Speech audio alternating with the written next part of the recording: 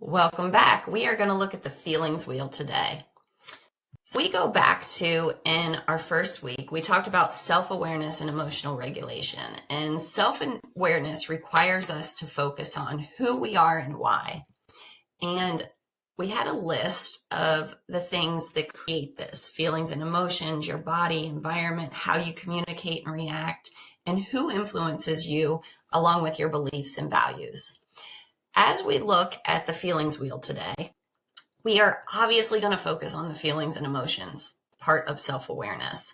We're going to dig a little bit deeper into that, as I promised you that we would, and we're going to use this amazing tool to do it. So this is a feelings wheel, and you're going to hear me talk about feelings and emotions. So the biggest distinction between feelings and emotions is feelings are things that you feel. They're felt experiences. Emotions live in your subconscious or your unconscious. So they just happen and our body responds to them.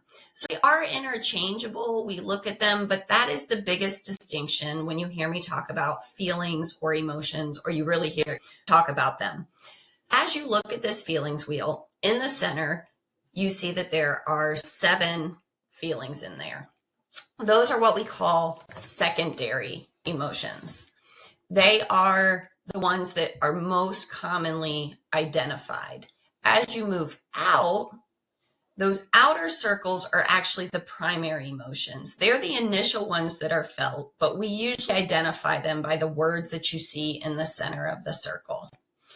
And so I want you to think of a time today that you felt one of the 7 core emotions: surprise, bad, fearful, angry, disgusted, sad, or happy. And then I want you to just look outward and see, is there something in that same colored triangle that might more accurately identify what that emotion was? What caused you to feel happy, sad, disgusted, angry, fearful, bad, or surprised?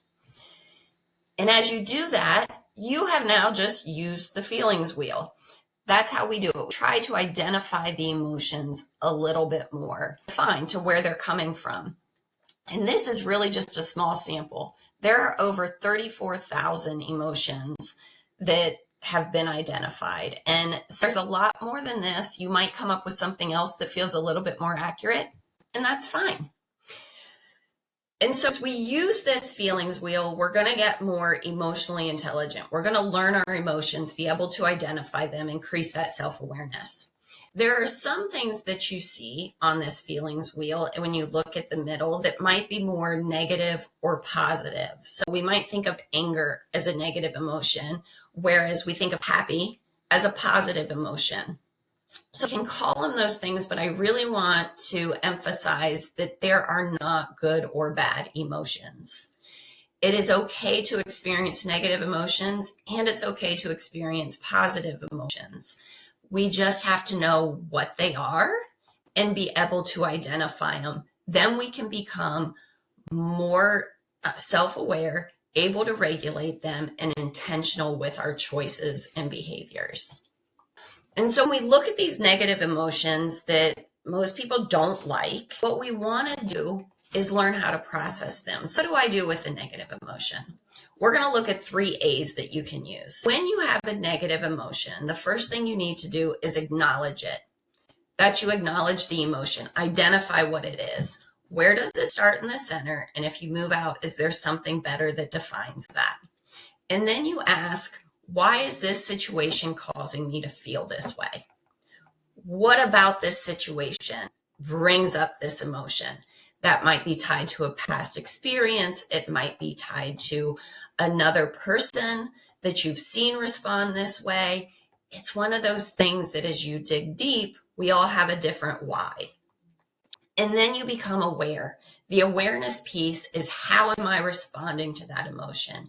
And is this how I want to respond? So if I'm angry, and I'm angry because someone's yelling at me, and my behavior is to yell back, is that what I want to do? Do I want to respond in that way? Or do I want to respond differently? And so we notice in ourselves that I'm behaving in a way that isn't aligned with who I think I am or who I want to be, that's an internal conflict. This is growth trying to happen.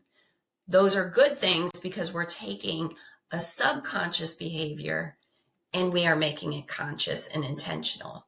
We are learning to rewire in order to respond differently to our emotions. So that internal conflict's good. Might not feel good, but it is good because that's growth trying to happen. Great job. Look forward to seeing you next time.